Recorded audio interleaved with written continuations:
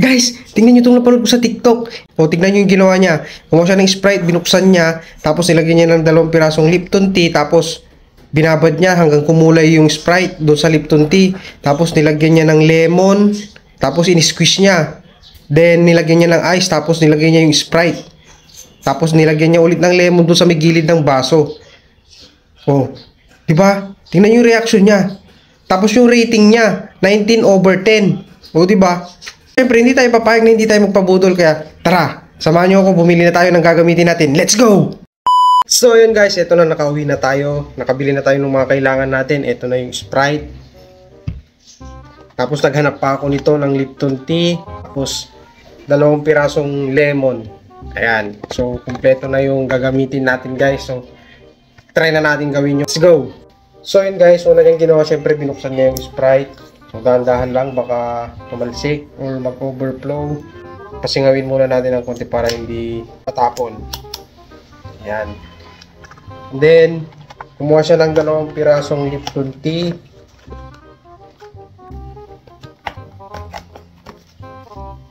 Tapos, ang ginawa niya, sinuksok niya dun sa loob ng Sprite. Ayan. So, papasok kaya ito. Ayun, kasya. Ayan. So, yung isa pa, ilagay din natin. Parang hindi ata kasya. Ay, hindi kasya siya. Alisin na lang natin tong tag. Napunit na. So, tinakpan niya ulit. Katapos niyang tinakpan, binaliktad niya. Oh, yun, tingnan nyo guys, oh. Yun, natatapon. Higpitan natin para hindi matapon. Yan. So yun guys, balikan natin mamaya kapag yung Lipton tea humalo na doon sa Sprite. Pwede natin siguro mga 30 minutes to 1 hour siguro. So yun guys, pinataob ko muna dyan sa baso kasi ayaw tumayo kapag wala siyang stand. And kung mapapansin niyo guys, medyo kumukulay na yung Lipton tea dun sa Sprite. So hintayin lang natin kumulay siya gaya nung nasa video bago tayo mag-proceed dun sa susunod na gagawin natin. 1 eternity later. So yun guys, ito na yung binabad nating Lipton tea sa Sprite. Ayan, nakakulay niya na yung nasa video. Tara, gawin na natin. So yun guys, dahil wala kaming ice cube, ito na lang ang yelong gagamitin natin. Syempre, para madurog, kailangan nating ipakpak sa pader.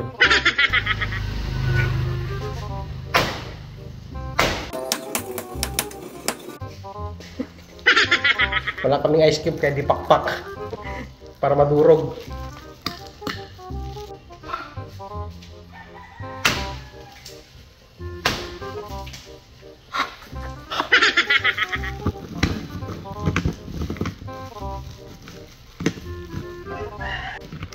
So yun guys, pwede na siguro to karami.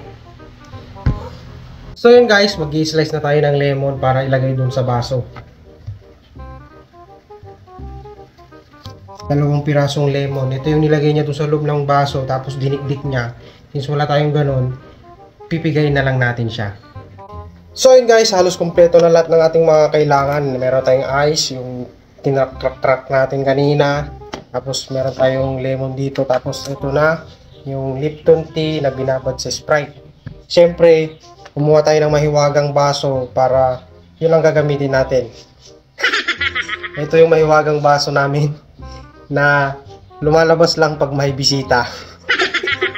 So, ang ginawa niya guys, yung 2 lemon, nilagay niya sa loob tapos dinigdig niya. Pero since wala tayong pang digdig, tayo naman pipigayin natin.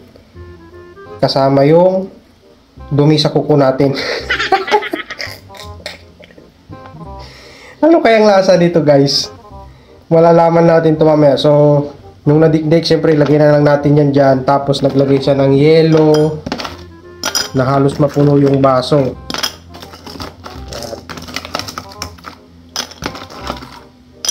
So, pwede na siguro yan guys. Tapos, eto na. Syempre, bubuhusan natin.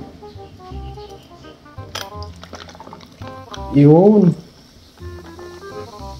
Yun o.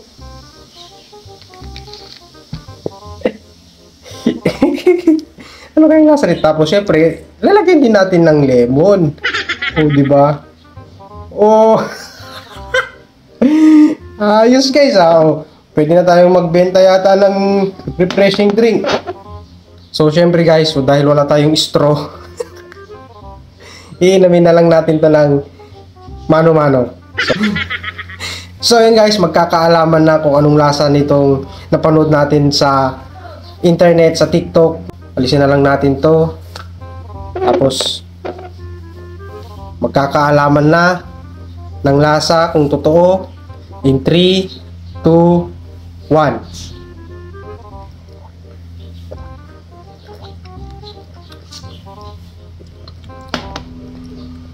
Sarap.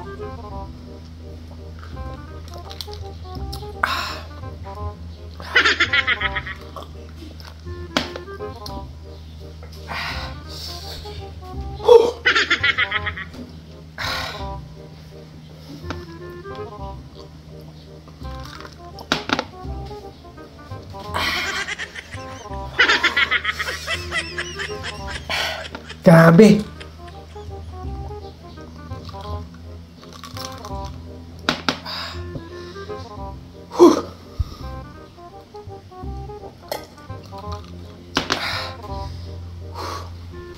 Guys, ang sarap inumin.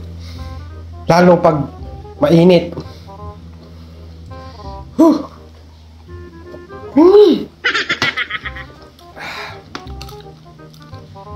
Ang sarap.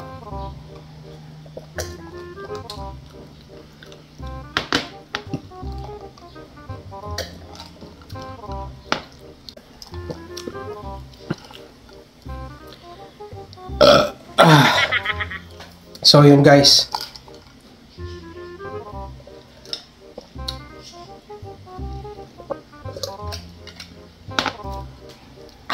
Pag mainit yung panahon, grabe.